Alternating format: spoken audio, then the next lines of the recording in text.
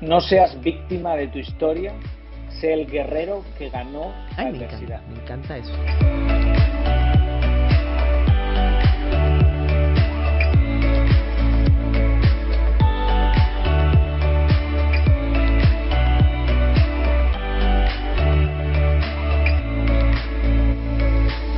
Bienvenidos a una nueva semana de En Positivo.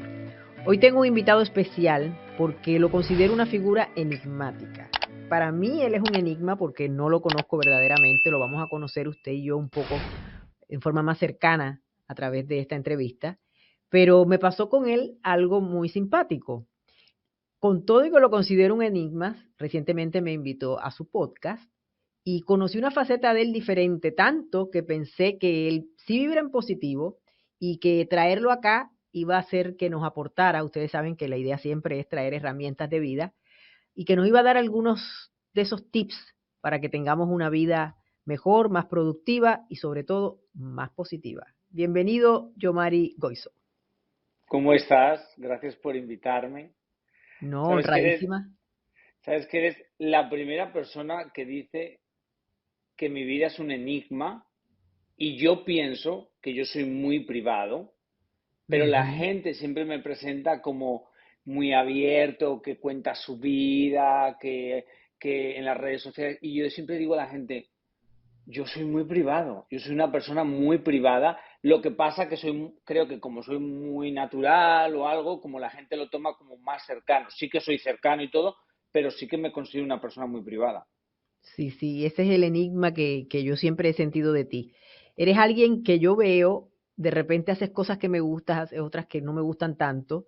Lourdes, ¿cuáles no te gustan? Estamos en positivo. Mi amor, cuando te pones un poco sarcástico Ay, sí, soy súper y a sarcástico. la defensiva, digamos que no es un rasgo de personalidad que es de mis favoritos, pero entonces cuando me invitas al podcast, que te agradezco infinitamente esa invitación, pues conocí a otra persona, empecé a conocer otra persona y de esa persona es que quiero hablar hoy y con esa persona es que quiero conversar hoy.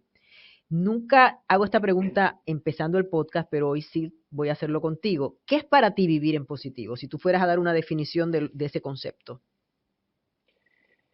Vivir en positivo. Bueno, es un poco lo que yo hago, buscar siempre el aprendizaje en todo. Y obviamente los grandes aprendizajes salen de los momentos más difíciles. Entonces es un poquito siempre entender que pase lo que pase, tú tienes el control de, de encontrar lo bonito o encontrar la lección. Que básicamente eso es, bueno, yo el otro día que regresé con el pie, con el Sí, eso te iba a preguntar accidente, ahora, ¿cómo toda esta seguías cosa, de eso? bien, bien. Lo que pasa es que me lo tomé muy bien. Me lo tomé exageradamente como en Como positivo. me O sea, tomé yo lo el vi como cáncer. una bendición. Sí, pero ojo, yo siento que lo tuyo es una lucha más Claro, pero grande salvando las porque yo distancias, la realmente, actitud es todo, ¿no? Al final del día. sí, pero hay cosas que siento que, por ejemplo, una cosa que yo había pensado es que cuando yo tuve el accidente no pensé en la Perfecto. muerte. Que otras veces me han pasado cosas en la vida que he pensado en la muerte, pero esta vez no. Y yo dije, ajá. Y obviamente siempre lo vi como una bendición. Desde el momento que me pasó el accidente, eh, como venía yo de ver a mi abuela del cementerio, estaba en el camino, un camino que yo siempre sueño a mi abuela. Cuando yo sueño con mi abuela se me presenta en ese camino.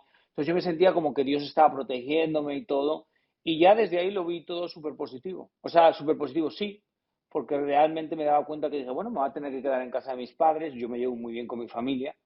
Y empecé a ver todo. De repente me di cuenta que digo, oh my God, voy a disfrutar cosas de mis sobrinos que no he disfrutado bueno, desde que tengo, bueno, yo me fui de casa con 13 años y ahora tengo 41, imagínate, y nunca había estado un mes con mi familia. Entonces, siempre lo disfruté, No, no en puedo todo evitar momento. el paralelismo con mi situación desde el punto de vista de que cuando yo comento de que cuento mis bendiciones, la gente el otro día estaba en una entrevista y me decían, ¿qué bendiciones? O sea, la gente va a decir, esta se volvió loca. Pero es que no, dentro de los momentos incluso más difíciles uno puede encontrar bendiciones. A ti te pasó una cosa desagradable, vamos a las tres personas que están viendo esto que no sepan lo que te pasó, porque tú eres súper conocido. Yomari tuvo un accidente, estaba visitando a su familia allá en La Rioja y tuvo un accidente con el caballo y bueno, ¿qué te pasó? Exactamente, ¿qué se te rompió? ¿Cuál fue el diagnóstico? El diagnóstico es, me operaron del peroné. El peroné es del pie, del tobillo, el hueso largo, pequeñito. El grande es la tibia y el pequeño es el peroné.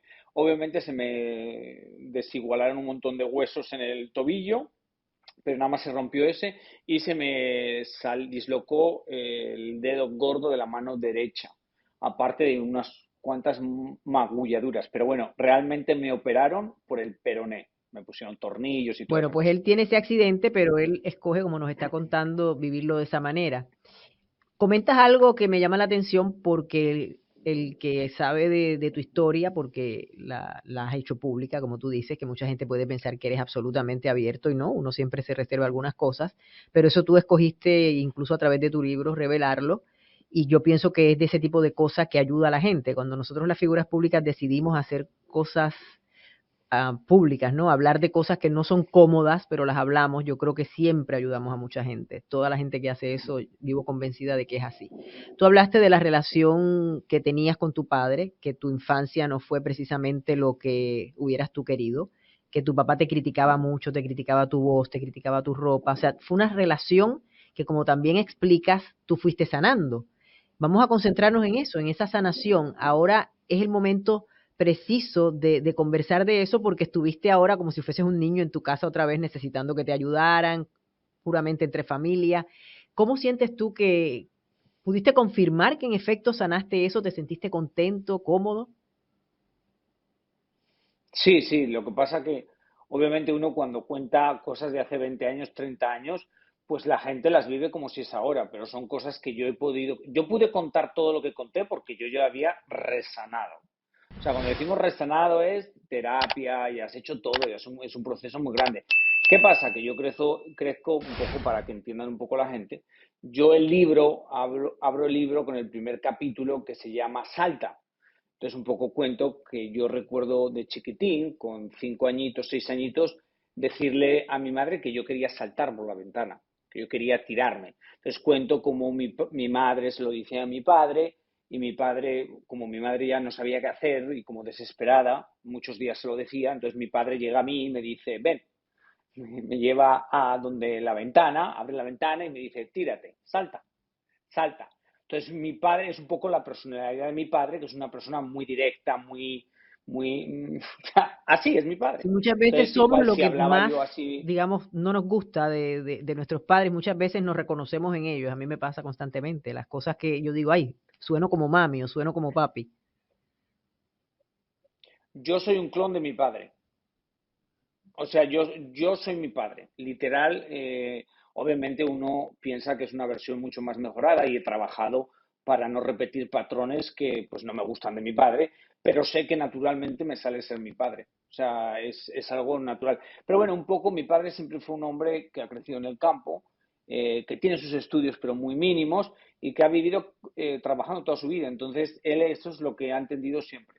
Entonces, para él fue muy duro entender todo. ¿Qué es entender todo? Pues que yo tenía mi propio destino, que yo no quería ser ganadero, que yo no quería ser agricultor, que yo no quería ir a jugar al parque, que yo me quería ir al campo con mis abuelos, que yo era un niño muy independiente y que no era, o sea, sí, que tenía una personalidad muy marcada. Yo creo que ahora cuando yo lo veo de lejos, es como mi sobrino Jorgito. Mi sobrino Jorgito es un clon mío. La diferencia es que mi hermana y mi cuñado y ya todo el mundo deja a un niño que sea él. Bueno, como todo Claro. en general. O sea, bueno, mi sobrina Emma también. En Pero no era aquellas así, épocas claro, no no. era Tú así. tienes que ser, claro. Entonces a mi padre yo era el único varón de toda la familia, de mi tía y de todos. Entonces yo tenía que heredar bueno, un desmadre. Entonces, básicamente yo con 13 años me voy de casa. ¿A dónde te Entonces, vas? como yo me voy de casa, a vivir, a estudiar a una ciudad. En mi tierra, yo soy de un pueblito muy pequeñito de 500 habitantes, entonces tú estudias hasta los 13 años y luego si quieres seguir estudiando te tienes que ir a la capital. Entonces yo obviamente les digo a mi padre que me quiero ir a la capital más lejos que me dejen. Entonces me dejan irme a una ciudad que era como a 2 horas de mi pueblo, que se llama Zaragoza. Pero yo ya me voy, o sea, yo claro que tengo que seguir estudiando para que me mantengan, porque obviamente me mantenían, pero con la excusa, si seguía estudiando ellos me ayudaban. Entonces, nada, me fui a estudiar plomería, fontanería, porque mi familia tenía también una empresa de plomería. Y un poco ya ahí me empiezo un poco a despegar, a ser independiente y a trabajar, porque también me pongo a trabajar para ganar mi propio dinero y no depender de mis padres o de mi padre, que esa era la amenaza de mi padre. O sea, ok, tú te puedes ir a estudiar, pero en el momento que dejes de estudiar no te mantengo. Y poco a poco, siendo igualito que mi padre, me hice muy independiente al extremo que me daba igual. Que me desherédame, no necesito. Entonces, tuvimos, no, por muchos años, nunca nos dejamos de hablar ni nada, porque mi familia es una familia muy unida, pero eso que no, pues que no. Y no sé qué año, porque no me acuerdo qué año, pero seguro que fue por la época de mis 16, 17, que yo ya estaba ya viviendo solo, ya me había ido a Madrid y yo ya estaba, no, empoderado, no lo siguiente, no empoderado, pero yo ya estaba en una, sí, Eras tu como propia que no, persona, y yo habías lo confronté a mi decidido padre. construir un Yomari, pero partiendo desde ti. Es que está de madres, o sea, si uno se convierte en lo que la gente quiere que seas, está de madres. Es que está de madres. O sea, uno quiere que seas arquitecto, el otro que seas no sé qué, el otro que te cases y tengas 5 hijos, el otro no. Tu tía quiere eso, tu prima quiere eso, en el colegio tienes que ser así. Es que está de madres, es que si lo piensas desde fuera, está muy duro, está muy duro. Y ahora que estamos en positivo, creo que qué bonito sería que todo sea en positivo. ¿Qué quieres ser? ¿Qué quieres hacer? Estudiar es obligatorio, pero aparte, ¿qué te gustaría? Que cuando yo, bueno, en tu época me imagino que era igual, en mi época No, era fíjate, así. yo tuve la O dicha, sea, Yomari, aunque mi época, por supuesto, es mucho anterior a la tuya, yo tuve la dicha de recordar siempre eso a mis padres, decirme, lo que no es una opción es no estudiar. Pero recuerdo a mi padre, sobre todo, decirme, aquí se te pagan a pagar los estudios de lo que tú elijas, eso quiere decir desde ciencias secretariales hasta astronauta. Lo que sea, se buscarán los medios para hacerlo, pero tú, o sea, es tu elección. Nunca me presionaron para estudiar nada. Yo pensaba que quería ser abogada y bueno, pero, eventualmente terminé siendo periodista, ¿no? Pero siempre sentí que yo escogí lo que quería hacer y lo agradezco mucho eso. bueno, no es algo muy Ujú. común, no es algo muy común, pero bueno, sí, pero también me imagino que a la hora de vestirte escogían la Sí, sí, ropa, ¿o no, yo no? O siempre tú fui hacías una lo que te niña querías. muy, a diferencia de mi hermana, yo tengo una sola hermana, mi hermana siempre fue como lo que yo quiero hacer y punto, y no me interesa tu opinión. Yo no, yo soy una persona que tiendo siempre a escuchar opiniones. Me dejaba en ese sentido mi tía, que era así, la más como de estas cuestiones de belleza y eso. Básicamente ella era la que me escogía la ropa y, o sea, yo no tenía problema con eso, ¿me entiendes? No tenía una personalidad definida en ese aspecto como para no dejar que nadie me diera una opinión. Habrían cosas que me imagino que no, ¿no? Y yo creo que eso era yo tenía una personalidad extremadamente Ujú. definida. Para todo. O sea, aunque era un mocoso, no me quiero poner eso, si me quiero poner eso, no quiero comer eso, no me gusta esa textura, nada más como esto, quiero hacer esto, sí. Y yo recuerdo tener una personalidad muy marcada y como que todo el mundo me llevaba a la contraria, que tenía que hacer lo que todo el mundo quería. Pero Eso ¿no sí que lo sería que recuerdo. tú le Pero bueno, estabas a llevando la los contraria a años, todo el mundo? ¿Nunca lo has visto así, al revés? probablemente, pero es la misma. Sí, bueno, tú sabes que siempre te dicen rebelde y la palabra rebelde tiene una connotación negativa. O sea, cuando tú oyes, es un rebelde. Y hace años alguien me explicó que la rebeldía es una forma de no aprobar lo que te parece injusto. Y yo dije, digo, es verdad, mira qué manera tan positiva de ver algo que tiene una connotación negativa. Porque sí, cuando yo me rebelaba, cuando sentía que me decían algo que no era injusto, ¿por qué yo me tengo que poner eso si no me gusta? Aunque sea un mocoso, yo ya sé lo que me gusta, aunque los demás. Entonces sí, me di cuenta que sí que soy rebelde, pero que mi rebeldía es por lo que pienso que no es justo. Y lo soy en todos los sentidos. Cuando tú me ves discutir en Sin Rollos o algo así, y me sale como esa, como sí, que yo me veo y digo, no, pero ubicado ese Yomari. O sea, rebelde hasta el extremo, porque siento que están hablando de algo que me parece que es injusto o que están tocando un tema que me parece que es súper injusto. Entonces me sale como esa rebeldía Porque eres de que es, opiniones sí, fuertes, o sea, una opinas algo y mirándolo. opinas algo de verdad. Sí, soy de opiniones fuertes, pero no lo confundamos con que pienso que sé todo. Soy de opiniones muy fuertes y me encanta cuando alguien me discute y me hace ver algo que no veía. Lo que pasa que la gente y todos somos así, cuando alguien nos quiere discutir nos ponemos en la defensiva y automáticamente no funcionamos. Creo que mi habilidad, por ejemplo, en Sin Rollos, es que yo estoy muy acostumbrado a debatir, porque mi padre es igualito que yo, y yo debato mucho con mi padre, y somos dos cabezotas debatiendo. Eh, con los años, bueno, yo hablé con para terminarte lo de antes, yo hablé con mi papá me pidió disculpas, pero mi papá siempre ha sido el fan número uno mío, O sea, cambió literal. la manera en que él O veía sea, las cosas. Antes lo veía como una complicación, algo que no entendía quizás, y al entenderlo lo vio diferente. A qué tú atribuyes que él haya cambiado de manera de pensar? bueno, que como todos los padres tienen que matar al hijo que soñaron que iban a tener o a la hija que soñaron que iban a tener y el sueño que pensaron que iban a cumplir. Lo que pasa que yo no quise seguir el sueño de mis padres, como mucha gente hace, hasta los 30, hasta los 40, y a los 40 en la mitad de la crisis se rebelan y se echan a las calles. Yo no, yo desde chiquito me eché a las calles porque yo sentía que yo tenía mi propio eso. Entonces, eso es lo que mi padre no podía procesar. Por ejemplo, un ejemplo, mi padre nos había hecho, antes de que nosotros naciéramos, a mi hermana una casa y a mí otra casa. Esa casa, yo nunca he vivido en esa casa. Entonces, eran muchas cosas que él tenía que, o sea, en su cabeza era como yo lo cambio, o sea, este se queda aquí, este vive aquí y este, porque mi padre tenía muchos negocios que eran para mí, básicamente, que había trabajado años, porque en nuestra cultura, pues tú trabajas, haces cosas grandes para tus hijos, para que mejore la familia, pero ¿qué pasa? Que si llega el hijo y te dice, no, yo no quiero nada, no lo vas a aceptar. Entonces a mi padre le costó mucho. Yo creo que obviamente cuando me ve irme a Madrid, ya llevaba muchos años de independencia, workaholic al extremo, o sea que yo era muy independiente, no me daba miedo trabajar, que eso lo heredé de él, obviamente. Yo creo que llegó un punto que se dio cuenta que me iba. Yo creo que cuando me fui a Madrid, él ya se asustó. Porque Madrid, hay un dicho en España que Sí, dice de sí, Madrid al bueno, cielo, como Madrid es lejísimos, del quinto pimiento. Entonces él se asustó porque dijo, no, este se me va. Y bueno, se asustó tanto que me compró un apartamento para vivir. total. O sea, él vio que eso era una realidad y era una realidad ineludible, porque eso iba a pasar, quisiera él o no. Sí, sí. O sea, como que se dio cuenta que no había, o sea, que él muchas veces me decía, ya regresarás. Porque obviamente él sabía que tenía un negocio para mí, que generaba dinero, tenía una estabilidad, una familia, tenía muchas cosas montadas para que yo estuviera allí haciendo, sí, trabajando, pero feliz. Pero cuando me veía yo me acuerdo que yo iba veranos, en los veranos yo me iba a bueno, no sé cómo se dice aquí, pero a recoger peras. A mí iba por horas a recoger Ujú. peras al campo, con gente que te paga por horas, nada más que por no ir a trabajar con mi padre. Porque obviamente si iba a trabajar a las empresas de mi padre no me pagaban. Yo decía, no, pero yo, ¿para qué voy a...? O sea, tengo dos opciones. O trabajar y estudiar para mi padre o hacerme independiente. Yo estudiaba, obviamente, pero trabajar para mí, el dinero es mío.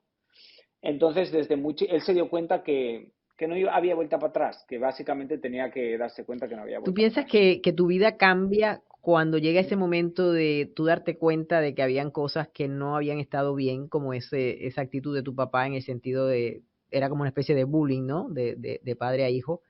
El hecho de que hablas de tenías problemas de obesidad, el hecho del rechazo, de la incomprensión. Yo, por lo que he podido leer, me doy cuenta que es más como incomprensión. Era como que, por eso digo que eres enigmático, eras como una persona que si a mí, que estamos más o menos en el mismo giro y todo, me cuesta comprenderte, imagínate lo que es en un pueblo. Yo también soy de un pueblo, lo que en mi pueblo hay más de 500 habitantes, hay como 20 y pico de mil. Yo soy de un pequeño pueblo del oeste de Puerto Rico. No, eso no es un pueblo. 20 y pico mil para mí es la ciudad Ya, grande, ya me doy inmensa. cuenta. Pensé que yo estaba en el punto más minúsculo, porque sabes que en el mapa Puerto Rico ni se ve.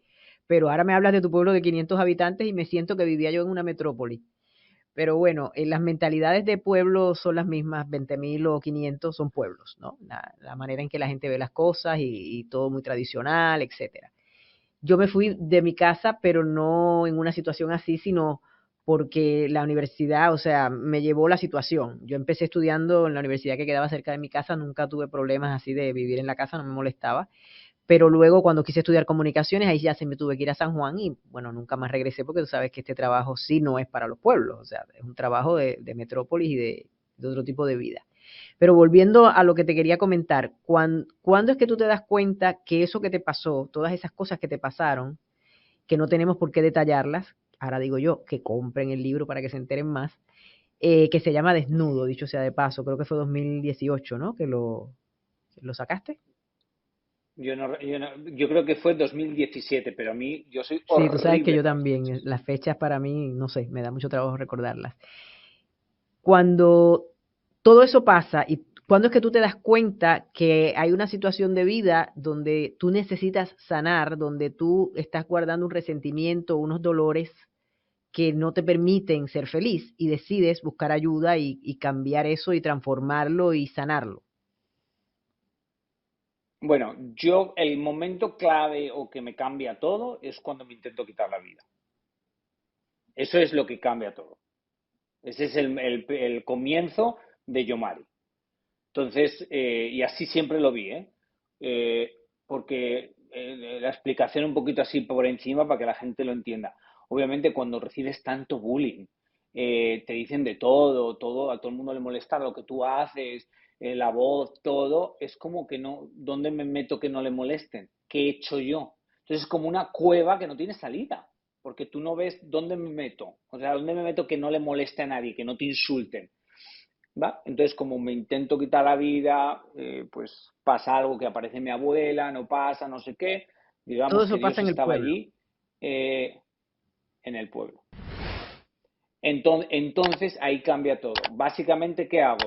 Se acabó, no me importa nada a nadie, cero. No me importa nadie, me importo yo. So, ¿ya? Entonces es como que, ya.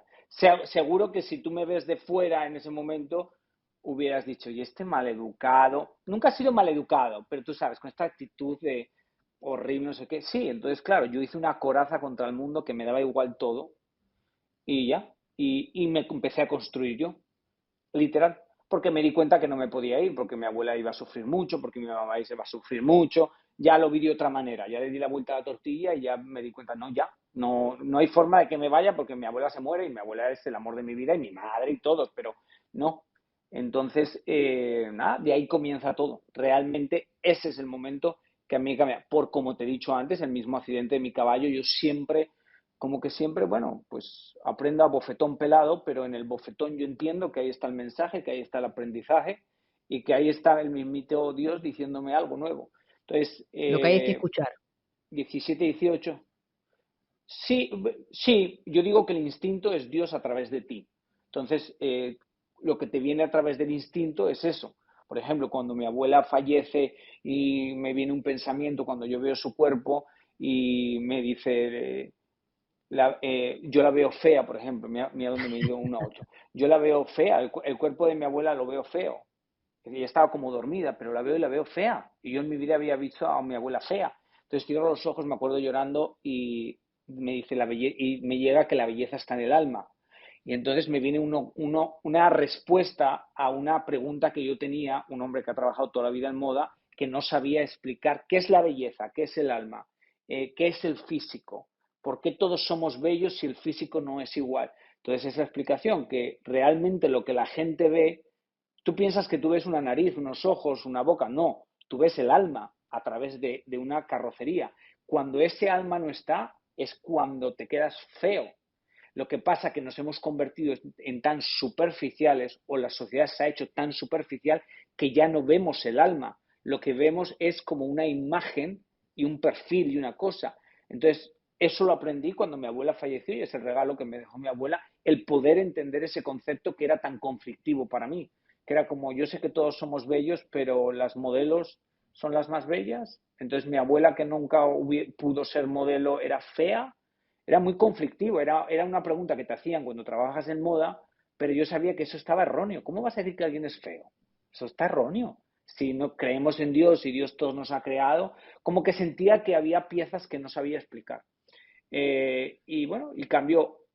Cuando fui a Los Ángeles, también yo creo que ahí también fue un gran cambio, pero yo ya venía de ese cambio y al sentirme en otro país, en otro mundo, sentir que nadie me ¿Por qué decide conocía. brincar el charco, Me Yomari? sentí,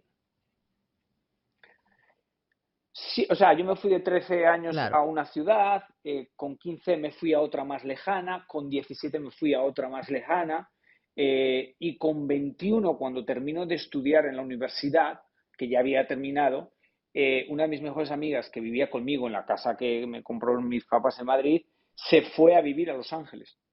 Entonces, mi amiga era prostituta, entonces yo me fui con ella a visitarla a ella. Yo me fui a visitarla a ella 15 días. Y yo me acuerdo, yo ya trabajaba con celebridades desde que tengo 17.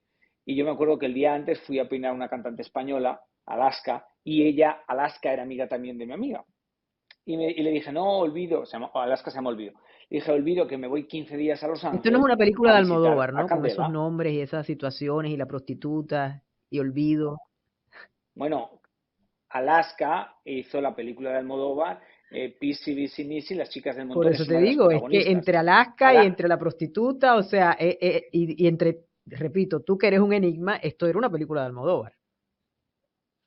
Era una película de Almodóvar. Entonces, Alaska me dice, no vas a volver. Y yo le dije, olvido, claro que volver, tengo el ticket en 15 días, yo tengo que regresar, yo tengo una casa aquí, yo tenía un negocio en mi tierra, mil cosas. Y me dice, no, no vas a regresar. Y así fue. Me fui, me quedé 3 meses, empecé a buscar un visado, en aquellas épocas era un poco más fácil y el ser español era más fácil. Y me empecé a quedar, me quedé, a los 4 meses, 5 meses encontré como un visado para empezar a trabajar y empecé de asistente lavando cabezas en un salón de belleza. Y ahí así empecé. Y muchas veces, Sí, que dime, dime, sí. me quedé pensando en Porque algo, vámonos un poquito atrás, porque de nuevo, ¿cómo compagino a Yomari el que piensa que, que todos somos bellos, con Yomari el que se sienta en una silla en un programa estelar de Univisión y destroza a una mujer que fue mal vestida a una alfombra o a unos premios? en mi defensa, Lourdes, eh, sí que he cambiado la forma de hablar de moda, igual cuando empecé, que empecé hace 12 años o 10 años, no me acuerdo muy bien, creo que 2011, entonces 11 años, era mucho más agresivo a la hora de hablar. ¿Qué es agresivo? Eso me parece horrible. Sí que he cambiado eso un poco, pero yo nunca, nunca critiqué ni el cuerpo ni el físico de nadie. Solamente el Y mal eso era gusto. algo que a mí, no, yo te podía decir que un vestido me parecía horrible, que luego me di cuenta que también es una Claro, o sea, ofensa ¿cómo tú para piensas el que diseñador que yo me lo ha sentiría hecho. si tú me dices que lo que tengo puesto está horrible? O sea, es parte en ese momento de quién soy, ¿no? Sí, pero no es quien tú eres, es algo que te has puesto. Creo que es mucho más grave cuando te digo algo que tú no te No, puedes total, quitar, total, algo que es parte de total. algo. Entonces, yo nunca, nunca, porque no me sale, porque yo no he crecido con esa cultura. Yo no he crecido con la cultura del reinado de belleza.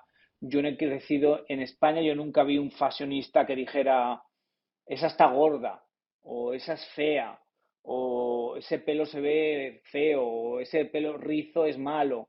Yo no he crecido nunca con eso, no he escuchado eso nunca. Entonces, a mí eso aquí me sorprendía mucho. Yo no me lo podía creer. Y tanto así que cuando Pilar Campos, que era la productora ejecutiva de Primer Impacto, me Y ofrece mi quería, claro, segmento, la quiero mucho.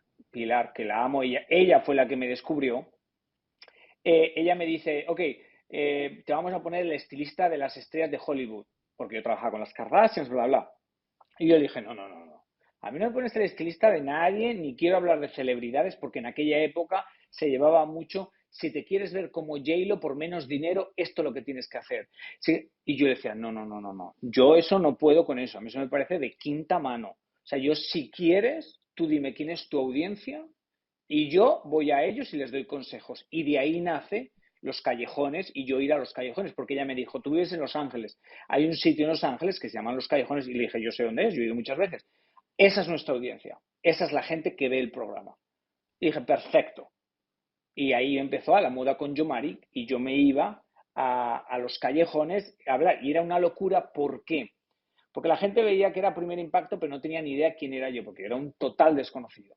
Entonces yo tenía esta frescura o ignorancia de que no tenía ni idea, porque yo nunca había visto ni Univisión ni ningún canal, porque yo en España no se ven, y cuando yo llegué a Estados Unidos para aprender inglés, empecé a ver canales en inglés.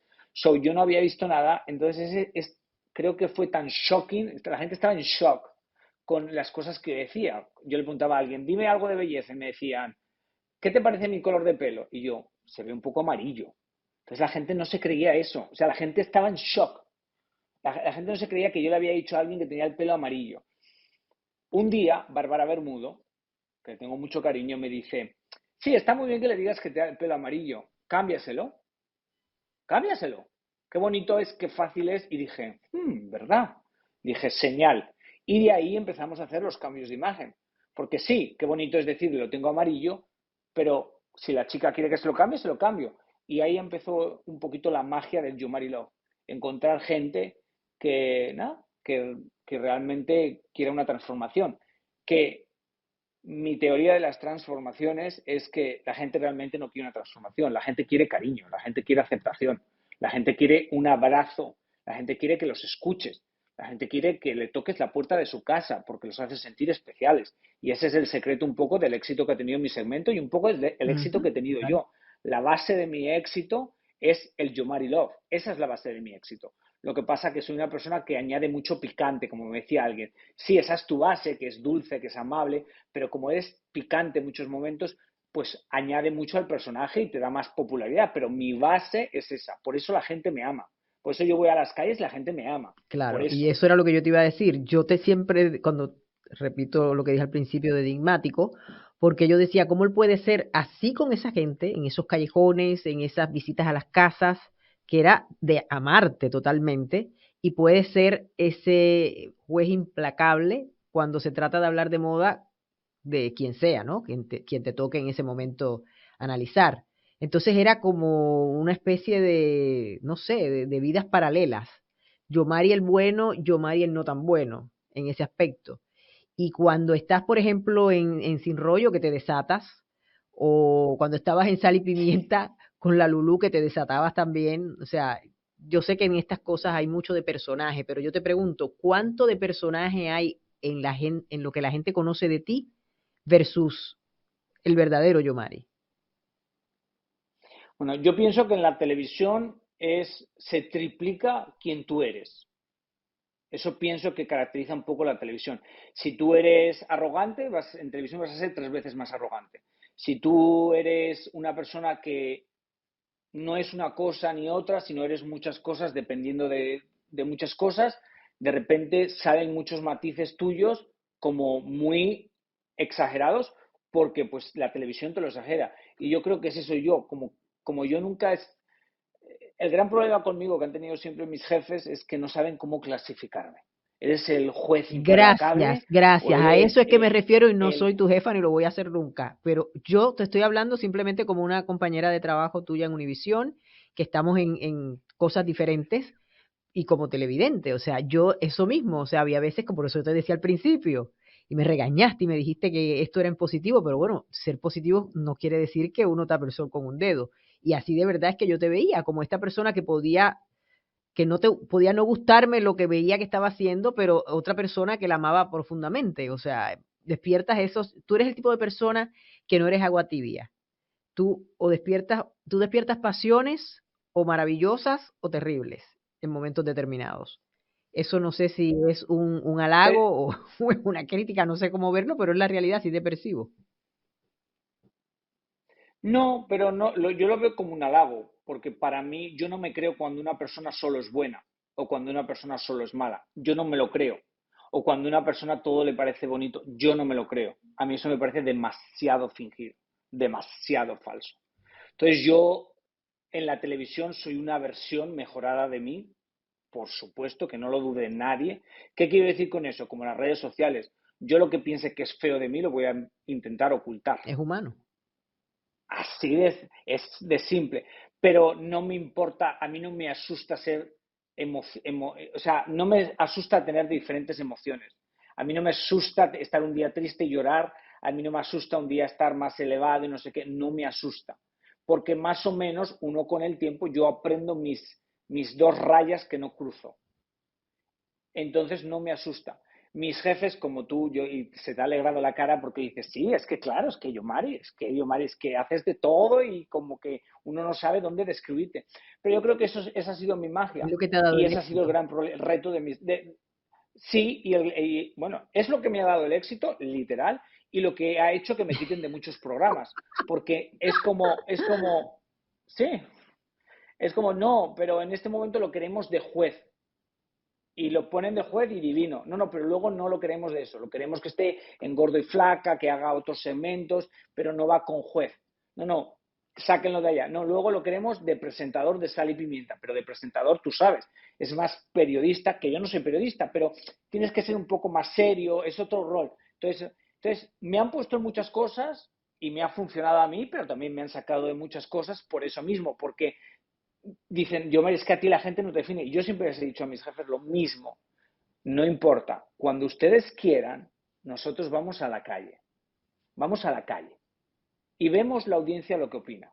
Si la audiencia opina que no me ven en ningún sitio, dejemos la televisión.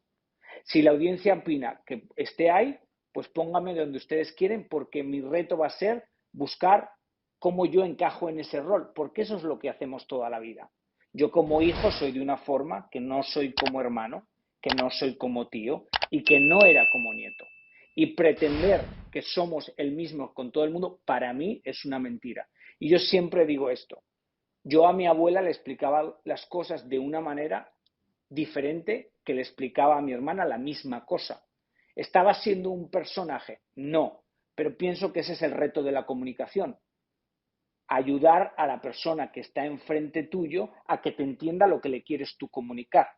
Entonces creo que me adapto muy bien a las situaciones. Que están todos gritando, allí llego yo y sé cómo dar el nivel de grito. Que están todos emotivos, que están todo eso, creo que sé amoldarme a la situación. Sí, no sé cómo podremos continuar esta entrevista después de que te diga lo que te voy a decir, porque uno nunca sabe la reacción de la gente. Pero yo creo que lo que ha pasado es, y no sé de qué programas que tú dices que te sacaron, porque la verdad que no recuerdo ninguno, pero yo lo que creo es que donde quiera que te ponen, das la talla. Y es el fenómeno, por eso es que quizás no estás tan definido, porque como te han puesto en diferentes roles, pero todos los has hecho bien, entonces eso es lo que también los confunde, porque dice, bueno, voy a hablar ahora como si fuera yo la jefa. ¿Dónde lo pongo que me sea más efectivo, que me dé más rating, que le vaya mejor? Bueno, no sé, es que en Rin Rollo le va bien, le podía ir bien en Sal y Pimienta, le puede ir bien cuando visitaba las calles de Los Ángeles. Entonces tú has logrado algo que no todo el mundo puede lograr, un nivel de ser polifacético que raya en lo increíble, ¿no? Porque de verdad que te han puesto en cosas y además, sin en realidad tener digo, creo yo, sin tener un background como tal de televisión, porque tú eras, lo tuyo era la belleza, pero esa transición a convertirte en el monstrico que te has convertido, que ya tienes un libro, que te sigue yendo bien, gracias a Dios, ¿no? Y que la gente te ama profundamente, eso tú lo ves, nada más hay que entrar a tus redes sociales, no hay ni siquiera que ir a la calle. La gente estaba genuinamente preocupada cuando tuviste tu accidente. Y ahora digo, voy a virar la tortilla y voy a hablar un poco de mí. A mí, yo toda mi vida he hecho lo que hago. Yo siempre he sido una periodista seria de Noticiero Nacional. Y entonces, cuando tú haces eso, tú estás como en una cajita de la que es difícil que tú te puedas mover, porque la gente lo que espera de mí es para lo que a mí me pagan, hacer una historia de un tema X, a veces un tema súper complejo y llevarlo a que lo entienda todo el mundo, etcétera. Entonces, me pasa lo que me pasa y yo decido abrirme. En realidad yo soy así, yo sí soy súper abierta, la gente que me conoce bien lo sabe, o sea, yo no tengo secretos, como que a mí nada me da pena, o sea, yo, bueno, pasó tal cosa, bueno, me caí, me levanté, no sé, no hay grandes enigmas en mi caso. Pero entonces me doy rienda suelta porque no estoy en el noticiero. Y se da un fenómeno que me tiene fascinada de una conexión que nunca había tenido con que alguien me reconozca en la calle o que me mandaran en la época aquella que te mandaran una carta, posteriormente un email. El contacto que tú tienes cuando tú eres tú verdaderamente y cuando you put yourself out there, o sea, tú te pones ahí vulnerable, es otra cosa, es otra cosa. Y yo creo que eso yo lo veo como una bendición, porque la gente dice, no, has ayudado a mucha gente, y yo sé que sí, lo hago todos los días, pero también la gente me ha ayudado inmensamente. Y yo me imagino que a ti te pasa lo mismo. O sea, no es lo mismo estar en aquella cama, aunque estabas con tu familia y todo, y leer esos mensajes tan lindos y sentirte así querido, amado y que te están enviando buenas vibras, que estar ahí, tú sabes, en la cama lidiando con una situación pesada. Primero te agradezco las palabras que has dicho para mí y luego me alegra mucho que hayas vivido esta experiencia. Me da mucha alegría. Me alegra mucho cuando yo veo un compañero mío que igual ha trabajado 10 veces más que yo y que experimenta eso, que es muy bonito, que alguien inesperado te llegue y te diga, te quiera dar un abrazo y te diga, wow, me ayudaste a, que muchas veces no le pasa a todo el mundo y eso es lo que me he dado cuenta en la televisión. Hay gente que trabaja toda una vida y no le pasa. Entonces, qué bonito que te haya pasado, de verdad que me alegra mucho, me alegro mucho porque has caído en un momento que brillantemente has sabido hacerlo naturalmente, creo que te salió muy Total. orgánico y de alguna forma es el momento para eso, porque en este momento la gente tiene empatía, conecta con el Pero dolor de también la con la gente alegría, porque yo siempre trato de, o sea, fue el proceso, pero yo, claro, Lore, escúchame una cosa, tú lo viviste con alegría, tú le pusiste una sonrisa, pero la gente estaba contigo, obviamente, admirándote, pero también estaban contigo porque era un no, no, momento no, pero a lo difícil, que me por mucho refiero es que que tu cuando forma de ha verlo no llegado lo momentos sea. alegres como ahora que regreso a Univisión, que me ha salido el pelito, etcétera, eso también lo comparto, porque yo creo que la vida es tristeza, pero es alegría.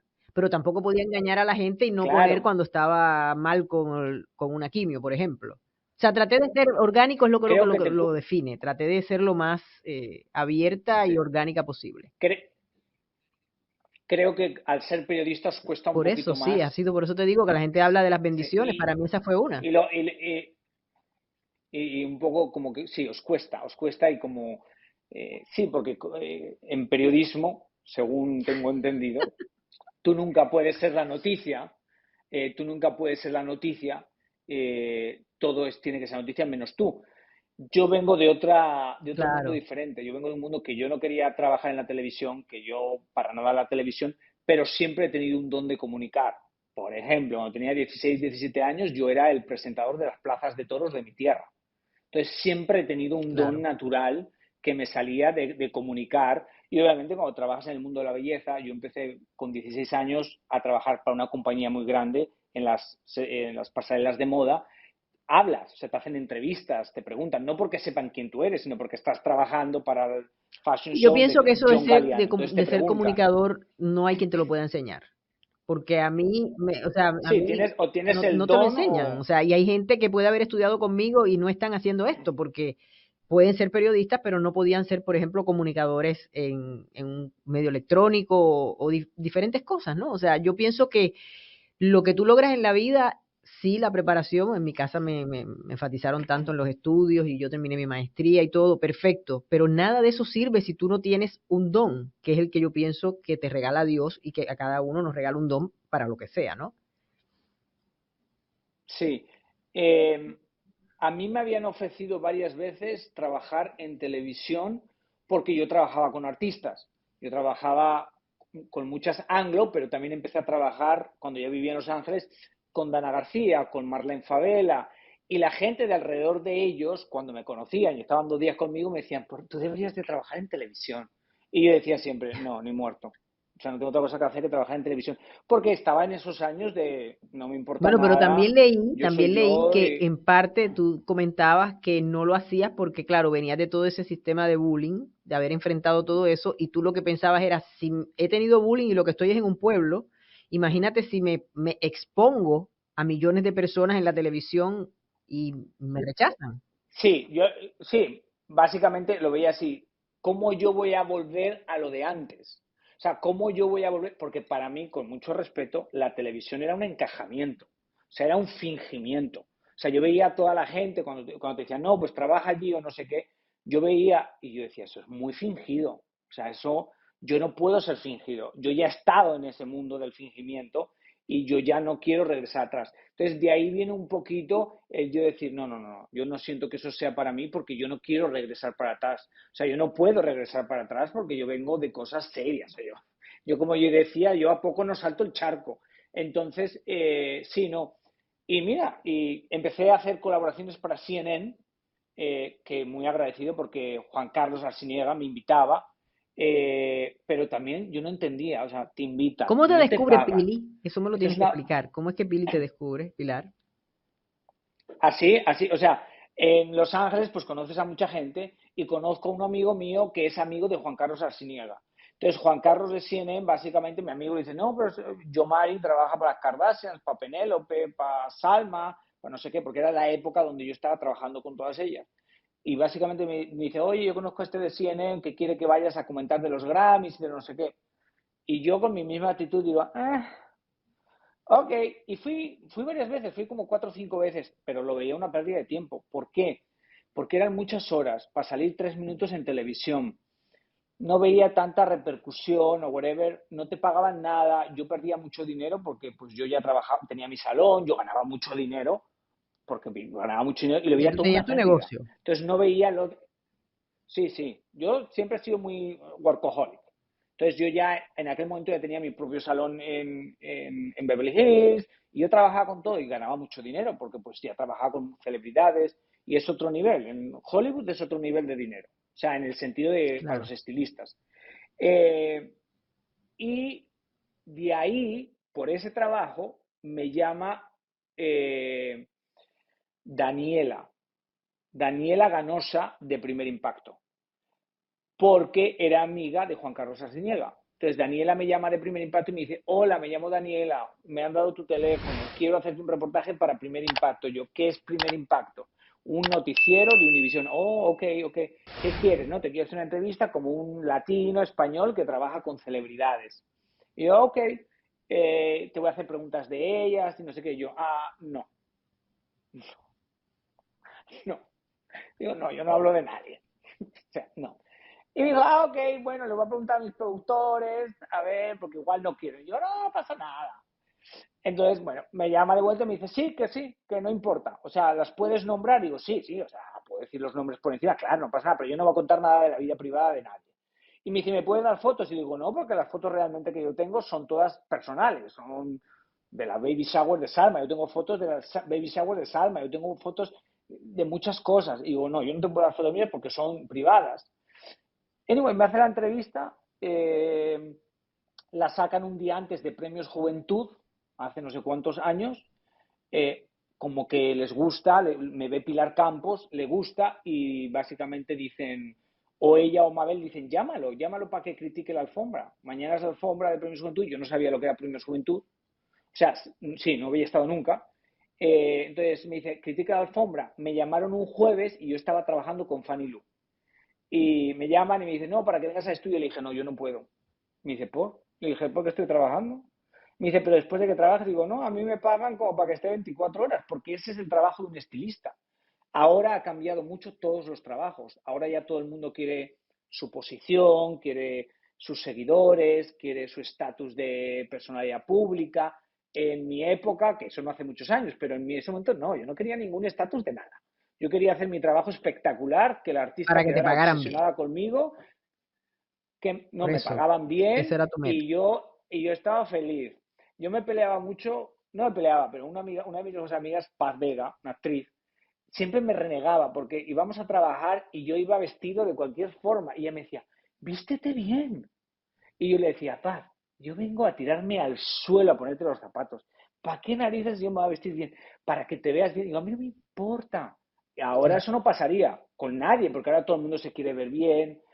Bueno, entonces, hago el segmento ese y hago la crítica de moda de los premios Juventud y el resto es historia. Básicamente eso es lo que pasó. Hice esa crítica, todo el mundo se quedó en shock. Creo que lo más shocking Pero fue ¿cómo te que la convencieron? productora dice, bueno, yo me fui a Los Ángeles.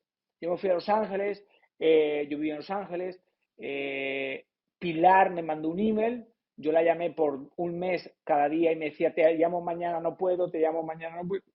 Y me dijo, En aquella época me llamaron de Sábado Gigante, para que fuera Sábado Gigante. Y Pilar me llamó y me dijo, no quiero que vayas a ningún show porque yo te voy a dar un segmento. Y yo, ok. Y entonces, no, pues me dijo que quería un segmento, que me gustaría hacer, hablamos eso. Y nada, me pareció interesante porque tenía que ser yo. Como yo fui yo en la televisión. Y Yo sigue fui siendo yo. tú. O sea, sí, pero yo me miro ahora antes y me asusto. ¿Por qué? A ver, No, Yomari, ¿por qué te aterrado. asustas? Porque era de, o sea, Eras eh, terriblito. sé que, sé que ese fue el éxito, pero era demasiado, me valía todo. Era demasiado descarado. Era demasiado... Obviamente yo tengo una amiga mía que dice que yo sé insultar de una manera educada. O sea, que sé hacerlo. O sea, que yo sé mandarte a tomar viento fresco de una manera correcta. Entonces, eso es lo que veo, que soy muy descarado, que digo cosas muy frontales, pero no lo digo con maldad, o sea, lo digo con una tonalidad, I don't know. Entonces, yo lo veo ahora y me frico, o sea, digo, no, pero bendito sea el descaro, pero yo sé que ese fue mi éxito, cuidado. Yo sé que esa diferencia hacía que la gente, ¿quién es él? Yo me acuerdo al principio que nadie sabía mi nombre. Toda la gente me reconocía en los callejones, o sea, yo pasé de ir a los callejones y que nadie supiera nada de quién era yo, la gente me hablaba y decía, ¿y este quién es? A 2 meses, 3 meses, que ya la gente se ponía alrededor mío. Un año después, si yo llegaba a los callejones, tenían que cerrar los callejones, de lo que se armaba. A día de hoy me es muy difícil ir a los callejones por lo que se arma de la gente que viene, porque viene a hacerse fotos y todo, y pues llega un punto que no es seguro para nadie. No es solo para mí, sino para nadie, porque la gente se agromera y todo. O sea, eso fue los callejones. La magia de un poco ser yo. ¿Tú crees que ya no eres así? ¿Que ya no eres tú? Sí, no, sí, sí, pero gracias a Dios evolucionamos. Me aterra cuando no me miro hacia atrás y me veo igual. A mí me encanta mirarme hace un año y decir, qué horror, por favor, seguía siendo estúpido. Entonces me doy cuenta que digo, ok, he mejorado, o sea, he aprendido algo. Sí, sí, no, a mí eso me gusta. Me gusta mirar atrás y darme cuenta que he evolucionado. Entonces, Sí, me aterraría pensar que me ¿y si estanco. eres entonces o no eres un personaje? Porque por lo que estamos hablando, interpretaría yo que no, que eres tú siendo tú. Lourdes, te da una explicación muy buena. Te he dicho, te he dicho, te lo he dicho, que yo siento que somos diferentes dependiendo de la situación. Yo no finjo ser otro, pero yo me Claro, te acomodo a la acomodas, situación. Si yo pero estoy en la esencia eres tú. no soy yo, Lourdes, soy yo. Nada más me tienes que ver en Despierta América y haciendo caras para la derecha y para la izquierda. Que yo, y la gente, y mi jefa diciéndome aquí, para de hacer caras. Y yo digo, yo no puedo parar de hacer caras si lo que acaban de decir es un atentado. O sea, puedo estar callado porque pues no, yo no lo he dicho, pero yo no puedo, o sea, no me puedo quedar como que no han dicho nada. Entonces yo empiezo para la derecha, para la izquierda, y yo, oh my God. Así Hay que, una cosa que también destacas, has destacado en algunas entrevistas, que a ti te gusta mucho el sentimiento que produce ayudar a otros. Claro, uno ve ese Yomari en esas visitas a las casas y todo eso, pero también en momentos determinados, en contextos diferentes, emocionarte, a veces hasta las lágrimas por una situación triste que enfrenta una persona. En efecto, ¿te consideras alguien que sí, que le produce placer eso, que le gusta ayudar? yo sí, 100%. Y yo creo que eso es lo que yo siempre vi en mi abuela. Mi abuela era una mujer muy humilde, pero que siempre daba de comer a mucha gente diariamente. Entonces tú subías a casa de mi abuela y siempre tenía gente comiendo. Y siempre he contado alguna vez esta historia, que mi familia pues tenía negocios y cosas y había unos que robaban en los negocios de mi familia y mi abuela les daba de comer. Entonces una vez mi padre, su hijo, subió y los vio. Entonces le dijo, madre, por favor, no los quiero volver a ver dentro de tu casa.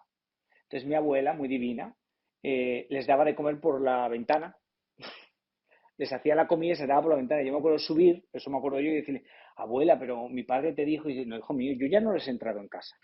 Yo no les he entrado en casa. Entonces mi abuela era así y la gente la amaba. Era mi abuela, de las personas que yo he visto que la gente quería más por su forma de no juzgar a nadie. Ella no estaba allí para juzgar a nadie, Tú a ella la podías querer matar y ella no te iba a juzgar por eso. Literal.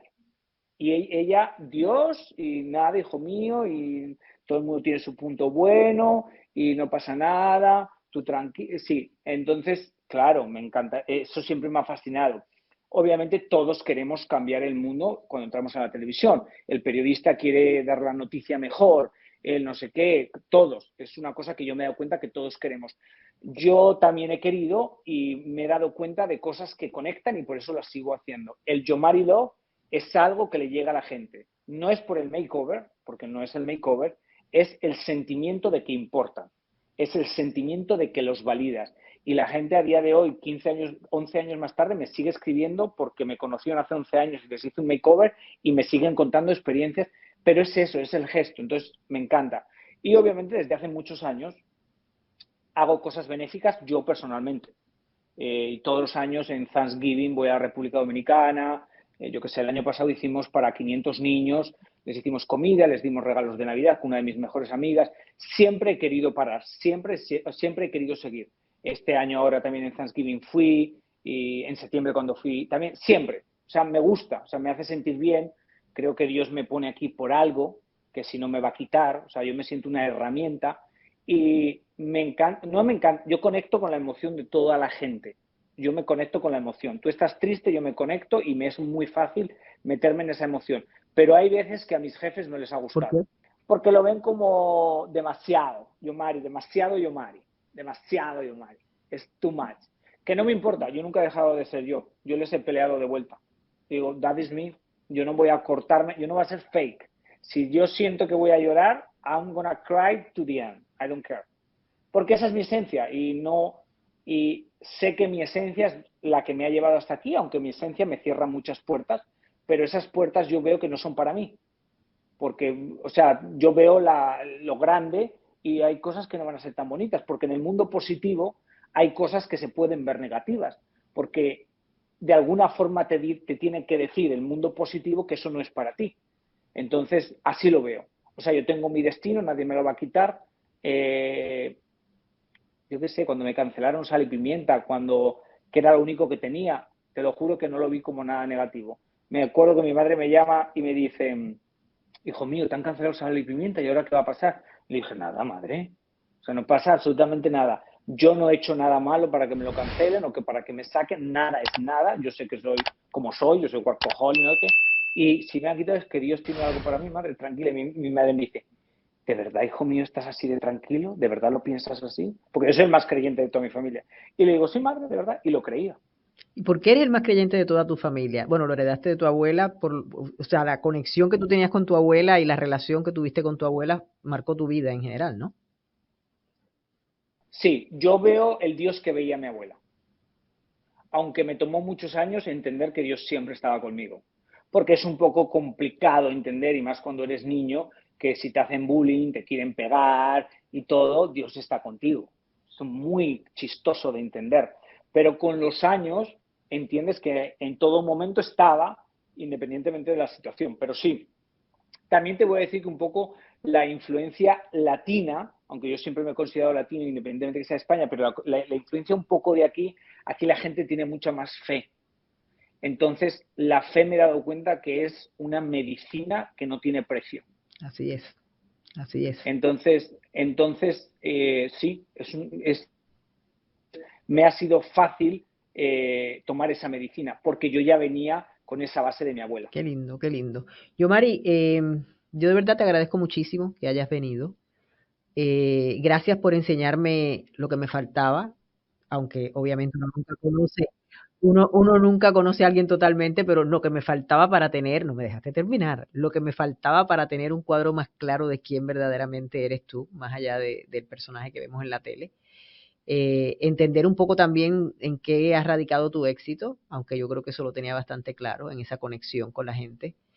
Pero más que todo, porque a través de las experiencias que contamos aquí en el podcast, pues uno le da herramientas a la gente. O sea, ya la gente sabe que papá y mamá quizás no hicieron todo bien, pero eso no quiere decir nada. Todo el mundo está en un proceso de aprendizaje y que hay que sanar. Las cosas hay que sanarlas porque lo que no sanas te va a perseguir toda la vida.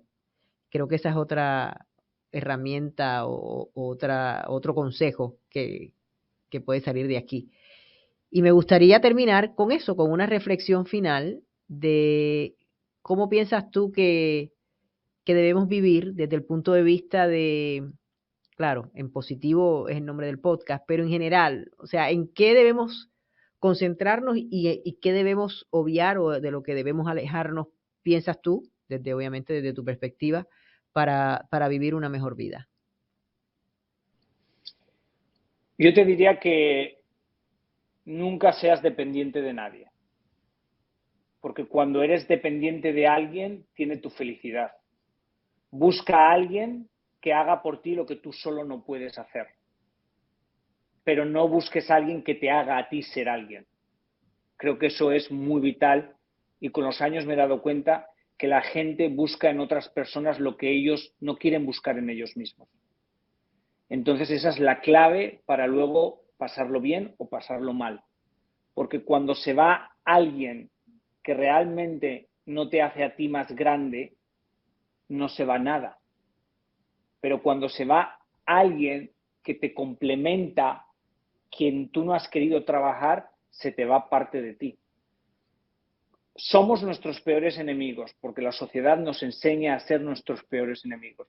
Me veo feo, me veo gordo, me estoy envejeciendo, me salió esto no me queda bien, esto me queda mal, esto no sé qué, eso me salió mal, esto está horrible, no me quieren, me quieren. Pero conviértete en tu mejor amigo. No puedes ser solo tu peor Háblate amigo. bonito, Tienes háblate que bonito. tienes que convertirte en tu mejor amigo. O sea, te puedes destruir porque eso la sociedad te enseña a hacerlo, pero necesitas también convertirte en tu mejor amigo. Aunque sea qué bonita te queda esa gorra. No importa, pero es un comienzo. Porque dicen que cuando te encuentras hablándote a ti mismo de una forma positiva, automáticamente aprendes una forma, un lenguaje nuevo de tratarte. Y es un proceso. Las cosas es perseverancia. Si no tienes esa perseverancia, no está complicado. Y una cosa que aprendí el otro día, que la he sabido siempre, pero como que el otro día en Sin Rollos, Rob Marí estaba hablando pues, de que le había pasado muy mal por su cuerpo, por no sé qué, porque le decían esto, porque lo decían de otro. Nunca dejen que nadie les diga nada de sus vidas, porque eso es una forma de victimizarse que no te ayuda. No es que me dijeron que, es que no es que, y la pregunta es, ¿qué te dices tú? ¿Qué te dices tú? No es que en la televisión hay que tener cierto cuerpo y hasta que no cambie no vas a llegar a ningún sitio. Tú no vas a cambiar lo que no puedas controlar. Cambia siempre lo que esté en tu mano para cambiar. Y eso un poco es, madre mía, todo el speech que te he dado. Pero eso es un poco la base. No, yo te estaba escuchando y yo pienso exactamente igual porque si algo aprendí en este proceso que al final del día lo tienes que enfrentar sola, más allá de las circunstancias que se dieron alrededor del mío, pero al final del día, aunque tuviera toda mi familia aquí, la que tiene la situación es una, ¿no? Y si algo tú te das cuenta es que tienes que trabajar contigo porque la única cosa que tú puedes controlar es a ti. Tú no puedes controlar a nadie más, lo que nadie te haga o te deje de hacer. Y como decías tú, no hay que victimizarse. Esto es lo que está pasando. Yo me tengo que hablar bonito, yo tengo que quererme, porque aparte de eso, ¿quién te va a querer si tú no te quieres? Mucha gente pretende que los quieran, pero ellos no se quieren.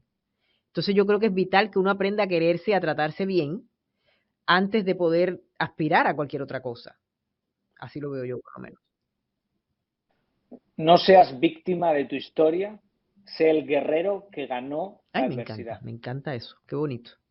Bueno, amigos, de verdad, 1.000.000 de gracias. Ha sido un placerazo hablar contigo y nos seguimos viendo allí en el canal, ahora que ya ambos estamos de vuelta. Y también, por supuesto, nos vemos en la tele. Un abrazo fuerte, Gracias, gracias. mil a ti. Bueno, chicos y chicas, como les digo siempre, estas conversaciones, yo creo que la persona que más las disfruta soy yo, porque yo escojo a quien quiero traer, porque yo converso de lo que quiero conversar y toda la gente que llega tiene algo que aportar. Yomari nos ha aportado muchísimo esta lección de vida, ustedes lo ven ahora exitoso, con todas las cosas buenas y bonitas que le están pasando, pero miren, ahora mismo tuvo una situación de un accidente. La gente me decía, ay, pero tú tan positiva con el podcast y te dio cáncer. Es que nadie dice que a uno no le va a pasar nada malo o nada que signifique un reto en tu vida porque estés en positivo. Lo que te va a dar es la oportunidad de utilizar esas herramientas y de manejarlo de otra manera que no lo maneja así el que anda pensando todo el tiempo en cosas negativas. Gracias por haberme acompañado otra semana. Es importantísimo que dejen sus comentarios en las plataformas. Saben que estamos en todas las plataformas de audio. En video nos pueden ver en YouTube, pero lo más fácil de todo, y lo vas a ver aquí si escogiste la versión video, es entrar en mi página porque ahí está todo. lourdesdelrio.com, porque así se escribe mi nombre, lourdesdelrio.com. Ahí puedes entrar a todo, incluyendo a mi tienda. Y te cuento, este es el último episodio de esta temporada. Voy a tomar un descanso. Saben que han pasado muchas cosas, entre ellas que ya empecé a trabajar y necesito tener un momento de espacio para reorganizarme. Nos vamos a ver muy pronto. Saben que los espacios entre mis temporadas no son muchos, los mantendré al tanto. Sigan pendientes a mis redes sociales, pero por ahora cerramos esta temporada con el capítulo número 10 de En Positivo. Gracias por siempre hacerlo su favorito. Los quiero mucho y nos vemos muy prontito.